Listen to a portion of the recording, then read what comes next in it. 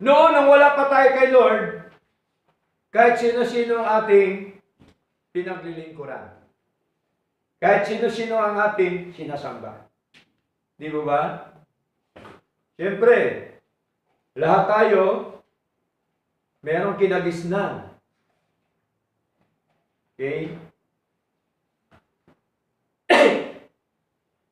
Naalala ko po yung One Super Millionaire, tinanong po yan, ano ang pinakaunang reliyon sa buong mundo? Sabi ng sumagot, final na po yan, million makukuha niya. Sabi niya, Baptist. Napakaraming mga tao na nagtaka, ba't Baptist? Pero anong sagot ni Vic Soto? Siya po kasi noon ng Channel 5 po yan, napanood ko po yan. Kasi maganda yung mga sagot, tanong. Sabi ni Vic Soto, tama ka. Maraming nagkukumplay doon na hindi Katoliko. Tandaan po natin, ang Katolik, una lang dito yan sa Pilipinas. Right? Tama po? Bakit? Dahil sa mga Kastila during that time. But buong mundo, una yung Baptist. Huli na lang dito nadatnan yung Pilipinas ng aral ng Baptist. Lahat tayo nakaranas dahil tayo sinakop dati ng Spaniards. Kaya ganun po yung ating kalagayan. Pero salamat sa Diyos. Dati naglilingkod tayo sa ibang Diyos, ngayon tunay na Diyos. Di ba tayo nagagalak doon? Gagalak tayo. Kasi totoong Diyos na ngayon ang ating paglingkuran. Kung may pagdududa ka pa sa tunay na Diyos na sa Biblia, kapatid, problema mo na yan. Tama? Problema mo na yan at bahala na ang Diyos sa iyo. Kasi ang nagko-convert si Lord naman at ang kanyang mga salita. Tama po? Pero, tandaan po natin mga kapatid, atin na itong karanasan. Dati na tayo roon, mga minamahal. Kaya tayo nagtataka noon, bakit walang pagbabago? Pasok-labas tayo, walang pagbabago. Kasi po, ang totoo pala noon, mali pala. Hindi pala tunay na Diyos ang ating pinaglilingkuran. Basahin po natin 1 Thessalonians chapter 1 verse 9. Anong sabi dito? For they themselves show us what manner of entering in we had unto you, and how ye turned to God from idols to serve the living and true God. Dati tayo ganyan din, mga minamahal. Nang sabi po ni Pablo, kung paano daw bumaling, sinong kausap niya? Yung mga taga-Thessalonica sa church. Sa Diyos, mula sa mga Diyos-Diyosan, upang paglingkuran ang buhay at totoong Diyos. Serve the living and true God. Ito na po ngayon ang kalagayan po natin. Amen po? Kaya madalas ko nga po sinasabi, di bali nang magaling tayo sa mali, mapunta sa tama. Amen po? Ang masaklang pagka nasa tama ka na, pupunta ka pa sa mali. Ang pinakamasaklap sa harapan ng Panginoon. Tandaan po natin, ang bulag umaakay sa kapwa-bulag. Ano ang mangyari? Pare-pareha sila mahulog sa ukay. Bulag ka sa katotohanan, ang sinusunod mo, bulag sa katotohanan, pag nahulog siya sa hukay, mahulog ka rin. Kasi siya nag-akay sa iyo. Tama? So, tingnan niyo po, pag bulag ka, saan ka na? Hindi, wag dyan. Dali lang, dali lang. Maya-maya, bangin na pala. Pare-paras kayo mahulog sa hukay. Tama? Literal po yun. Sa aral, ganun din. Pag mali ang aral ng namumuno, mali rin ang iyong pinaniwalaan. Right? Totoo po yan. Kaya bumalik malinaw sabi ni Lord na nagpasalamat po si Pablo sa mga kapatid sa Thessalonica na sila po ay tumalikod. Mga kapatid, bumaling sila. Umalis sila doon kasi mali. Bumaling sila mula sa Diyos-Diyosan papunta po sa tunay na Diyos na kanilang pinaglingkuran ng buhay na Diyos at katotohanan ng Diyos. Sumarina ang paglilingkod. Kaya paglilingkod, hindi basta-basta lang maglingkod, surinahan natin. Tama po? Alamin natin. Hindi porke sinabi ng isang mangaral tungkol sa Diyos, totoo yan. Kasi tungkol sa Diyos. Ang diablo rin, nagkukunwari. Right? Inaamin din niya na siya ay Diyos. Paano yan? Kaya po mahalaga yung pagsusuri. Pag-aaral. Pagtatanong kung di alam. Malay mo, merong ginamit ang Diyos na may alam pala. Tama ba? So mahalaga po mga kapatid. Serving the Lord. Ang isang Kristiyano na lumalago, talaga ho siya ay naglilingkod sa Diyos. Talaga ho siya ay sumusunod sa ating Panginoon. Number 3. Romans chapter 12. Number 1, rejoicing in hope. Number 2, serving the Lord. And number 3, dito po natin mababasa mga kapatid. Sa verse 12, sabi dito na rejoicing in hope, patient in tribulation. Patient in tribulation. Malinaw po, matyaga, matiisin sa kapighatian. Dapat sanay tayo sa kapighatian. Okay? Sanay dapat tayo mga kapatid.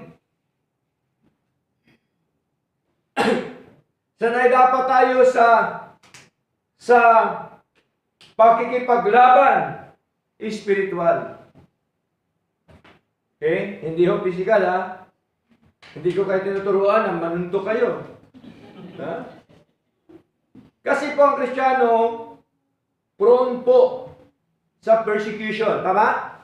Tanda natin yan. Lagi dapat tayo aware po doon. Prone po yan. Kahit sino man yan dyan ang nagkukunwari na maka-Diyos, darating din yan na ma-persecute ka. Right? Kaya po, mahalaga. Patient in tribulation. Pagtitiis, pagtatyaga. Pagtyagaan po natin ang mga kapighatian na naranasan natin dito po sa mundo. Si Jesus Christ po ba, meron po siyang kapighatian during the time? Nung siya po ay nakatawang tao?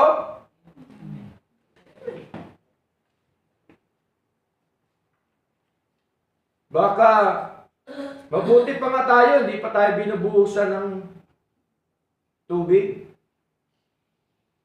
Panginoon Kristo ba binuhusan ng tubig? Panginoon Kristo ba binato? Naranasan mo na ba na bato? Hindi ba? Di ba? Tribulation, grabe din persecution nangyari sa kanya. Si Pablo ganun din, lingkod ng Diyos. Anong ginawa sa kanya? Kinulong siya. Dahil sa pangangaral ng salita ng Diyos. Kaya dapat tayo ay magtiis. Dapat tayong magtiyaga sa mga kapighatian. Yung tribulation hindi parating pa lang. Yung tribulation noon pa hanggang ngayon, right? Nag-e-exist na po. Ano pa bang hinahanap mong tribulation? Ito na. Bansa laban sa bansa. Hindi natin alam ang Taiwan, Pilipinas. Dahil nasa banal na kasulatan ko yan. Whether you like it or not, kung yun po yung mangyayari, nakasulat sa banal na kasulatan. Hindi natin pwedeng tanggihan ang sinasabi po ng Panginoon. Ang gusto lamang po ni Lord, sa lahat ng mga bagay, dapat handa tayo. Right? Magtiis tayo, magtiyaga tayo. Ano man ang meron tayo, magtiyaga tayo, magtiis tayo. Dahil tayo po ay kabahagi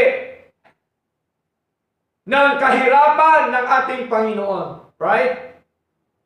Kaya ang totoong paglilingkod, hindi ho madali. Sa mga naglilingkod-lingkuran lang, madali lang po yun. Kasi i-deny lang nila yun eh. Tama ba? Ay, ewan ko kay pastor. Bakit kasi nandyan yan, tinatawag kami. Labas dyan! Babarilin ko kayo. Diba? Bawal dyan! E di kung bawalan sa church, bahay-bahay tayo. Tama ba? Part of our persecution. Kaya po, ihanda po natin ang ating mga sarili, mga kapatid. Kasi nandyan na yung tinatawag na one-word religion. Sigurado po yan, silang masusunod. Nandyan na po yung dragon. Diba? Once na ang dragon ay magpalapas na yan ng apoy, matinding pangyayari po. Kaya tayong mga anak ng Diyos, tuloy lang po sa Panginoon. Ano naman? Physical lang naman ang mawala. Tama? Physical lang naman to. Ang malaga, ang ating kaluluwa. Doon kay Lord. Tama ba? Physical lang to eh. Iwanan din natin to eh. Ba't ba siya mahalaga sa atin? Ang mahalaga, si Lord. Tama? So, importante po mga kapatid na bilang isang mananampalataya, dapat meron tayong pagtsatsaga sa mga kapigatian, sa mga nangyayari sa mundo ito. Okay? So, basahin po natin tungkol po sa ating pagtsatsaga.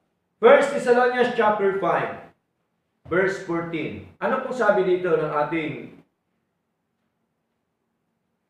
kapatid na Pablo? 1 Thessalonians, no? Tsaga-tsaga po tayo sapagkat dito po tayo tinuturuan po ng ating Panginoon. 1 Thessalonians chapter 5, verse 14. Okay? Sabi po dito, mga kapatid, now we exhort you, brethren, kanina ka-address sa brethren, mga kapatid, warn them that are unruly, comfort the feeble-minded, support the weak, be patient toward all men. Take note, be patient toward all men. Maging matyaga tungo sa lahat ng mga tao. Sino lagi nating kausap? Di ba tao? Salamat tayo minsan, may kinakausap pa tayo hayop. Si Akay. Ha? Si Barney. Pero ang tinuturo ni Lord, maging matyaga tayo sa lahat ng mga tao. Okay? So dapat nandoon yung ating patience sa harapan ng mga tao sapagkat ito po ang nais ng ating Panginoon. Sabi ni Lord sa Tagalog, ngayon, tinatagubilin na namin kayo mga kapatid. Ito po'y tagubilin. No? Na balaan sila ng mga di nagpapasakop. Saan? Sa Lord. Aliwin ang mga mahihina, ang kalooban. Diba? Anong ialiw natin? Salita ng Diyos. Right? Kaya mahalaga yung pagbabahagi, pangangaral. Alalayan ang mga mahihina. Okay? Anong mahina? Mahina ang pananampalataya. Tama? Ano pa? Maging matyaga tungo sa lahat ng mga tao. So malinaw po, naka-address sa mga mananampalataya katulad natin. Ang tunay na lumalago na isang Kristiyano, meron siyang pagtataga sa kapighatian. Right? Makita ho natin yan. Okay? Hindi po yan puro reklamo. Pagka nagtitiis ka, nagtatyaga ka sa kapigatian, wala kang reklamo. Kasi naintindihan mo, naunawaan mo ang mga nangyayari sa ating paligid. Ano pang sabi? Dapat maging matyaga tayo sa pagdating po ng ating Panginoon. Basahin po natin. James chapter 5. No? Basahin po natin mga kapatid. James chapter 5 o Santiago. Sabi po dito ng banal na kasulatan mga kapatid. Sabi dito, be patient therefore, brethren, unto the coming of the Lord. Kaya maging matyaga tayo hanggang sa pagparito ng ating Panginoon. Kaya po, malinaw po mga kapatid, ng ating paglilingkod dapat lifetime. Amen? Habang tayo nabubuhay sa mundong ito, dapat matyaga tayo na naghihintay sa ating Panginoon. Sapagkat ang ating Diyos darating muli, ang ating Panginoon Kristo, ito pong tinatawag na second coming, na kukunin po niya ang kanyang mga iniligtas. Okay? Ano pa pong sabi dito mga kapatid? Behold, the husbandman waited for the precious fruit of the earth and had long patience. Ganon din po, di po ba? Yung mga mahalagang mga bunga ng lupa natin, di po ba matyaga tayo na naghihintay? Katulad ni nanay, nagtatanim po siya ng talong, nagtatanim po siya ng okra, naghihintay po siya na darating yung bungang iyon. Kaya si nanay matyaga, tama? Ganon din po tayo dapat sa ating paglilingkod sa Lord. Ano ba pong sabi dito? And at long patience. Tingnan niyo po. Long patience. Mahabang pagtsatsaga. No? Kaya, di po ba may kasibihan? Pag walang tiyaga, ay walang? Ano pong nilaga yun? Pag walang tiyaga, walang nilaga. Kung si tatay pa, elepante daw. Grabe, laki. Elepante nilaga. So, malinaw po mga kapatid. Para tayo may blessing si Lord, kailangan, may blessing tayo kay Lord, kailangan may tiyaga po tayo. Long patience pa nga, ang sabi po ng Panginoon mahaba na pagtsatsaga hanggang tanggapin niya ang maaga at huling ulan. Tingnan niyo po. Kaya po, pagka ang halaman mo ay hindi mo dinidiligan, hindi na ulanan, huwag ka nang umasa na yan ay tumubo o lumago. Sigurado po yan, ang mangyayari niyan ay mamamatay. Verse 8. Be also patient. No, tingnan niyo po, pangaral po ni Santiago, puro patient no? Be patient, also patient, establish your hearts, for the coming of the Lord draweth nigh. Tingnan niyo po, malinaw. Kayo rin ay maging matyaga, patatagin ang inyong mga puso, sapagkat ang pagdating ng Panginoon ay nalalapit na. So malinaw po mga kapatid. Sabi ng iba, matagal pa. Noon pa yan sinasabi, Pastor, ba't hanggang ngayon wala? Tandaan po natin, ang 1,000 taon natin, one day lang po sa Lord. Tandaan po natin yan. Pero hindi sinasabi na one day, darating na si Lord.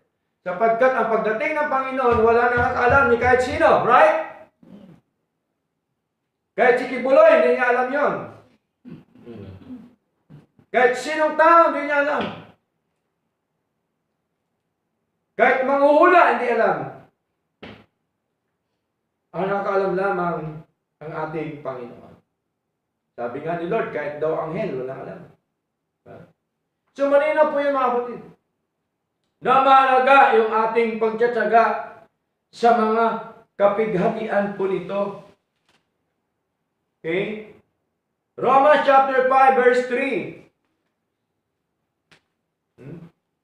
Introduction pa lang tayo mga kapatid. Wala pa tayo talaga sa pinakarurok ng ating pag-aaral. Romans chapter 5 verse 3. Sabi siguro ng ibang kapatid, alis na ako pastor kasi gutom na ako eh. Okay? Romans chapter 5 verse 3, anong sabi? And not only so, but we glory in tribulations also, knowing that tribulation worketh patience. Tingnan niyo po. Yung kapighatian pala gumagawa ng may katyagaan. Diba, naalala niyo po yung COVID-19? Kasama po yun sa tribulation natin. Diba? Hindi naman lahat doon naghirap. Tama? At ang marami naghirap, ang iba naman ay kumikita pa. Okay? So, mahalaga lang kasi yung may tiyaga sa Panginoon. Matyaga tayo sa lahat ng mga bagay at ang kapighatian ay gumagawa po yan ng katyagaan.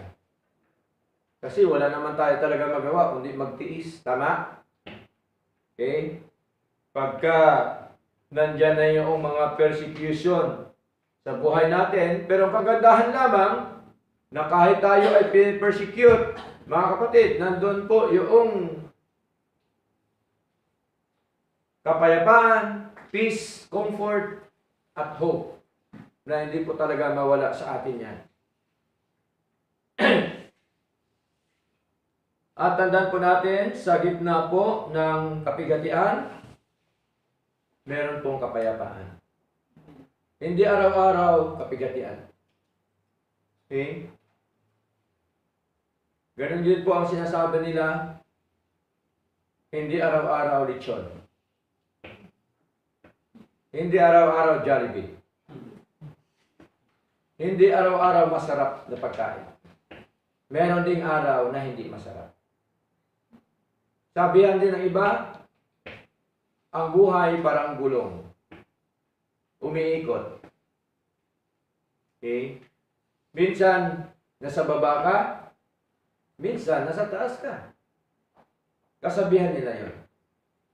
Pero tanda natin, ang isang anak ng Diyos na naglilingkod sa Kanya na tapat at totoo, kapatid, lagi tayo sa itaas.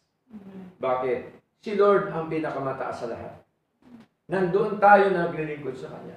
Sa likod ng ating mga kapighatian, nandoon yung hope, nandoon yung comfort, nandoon yung peace na bigay ng Diyos sa atin. Okay? So malinaw po yun na napakahalaga sa isang ugali, characteristics ng Kristiyano para malaman natin na siya'y lumago, nagagawa niya ang mga bagay na ito. Okay? So, punta na tayo sa conclusion natin mga kapatid.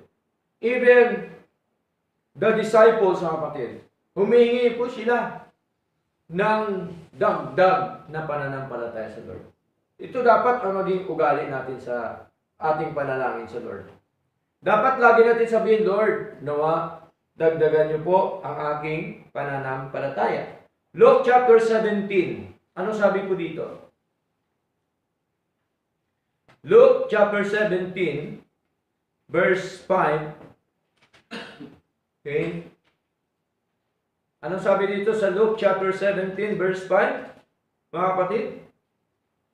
And the apostle said unto the Lord, increase our faith.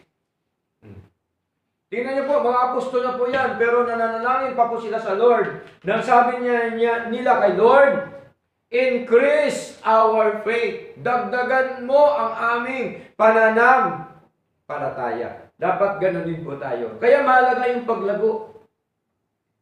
Okay? 1 Corinthians chapter 3, verse 6 up to verse 7. Sabi po doon, si Pablo ang nagtanim, Si Apolos ang nagdilig. Ang Diyos ang papalago. Tama? Oo. Si Lord pa rin nagpapalago. Kaya nagtataka ka minsan ang isang halaman, alaga mo na pero namamatay pa. Kasi po si Lord ang nagpapalago. Ang mahalaga, gawin mo lang yung iyong tungkulin sa Lord. Tama? So mahalaga po na kahit po si Pablo ang nagtanim, si Apolos ang nagdilig, ngunit ang Diyos pa rin ang siya nagpapalago. Ang ibig sabihin lamang, ang kalaguan nating espiritual, ang Diyos ang nagpapalago. Tama? Amen. Pero dapat meron tayong gawin sa harapan ng ating Panginoon. Ano pa po? Increase more and more. 1 Thessalonians, basahin po natin. Chapter 4, verse 10. Panghuli na po ito, mga kapatid. 1 Corinthians, chapter 4, verse 10. Sabi po dito, and indeed ye do it toward all the brethren, which are in all Macedonia. Tingnan niyo po, lahat daw ng mga kapatid sa Macedonia, si Church of Macedonia. Sabi dito, but we beseech you, brethren, that ye increase more and more. Tingnan niyo po, higit at lalo silang lumalago. Yung mga kapatid sa Macedonia. Kaya ang paglago, utos po ni Lord. Tama? Kaya ang paglago natin, gawin natin, sundin natin ang nais po ng ating Panginoon at dapat magalak tayo sa pag-asa sa Lord. No, rejoicing in hope. Pangalawa, serving the Lord. Maglingkod tayo sa Kanya. Okay? Ang paglilingkod ay pagsunod sa Kanya. And then number 3, patient in tribulation. Purihin pong Panginoon. Magandang umaga po sa inyo lahat. Sa Lord po ang lahat ng karangalan at kalatian. Tayo lahat po'y tumayo at tayo po'y arit sa Lord.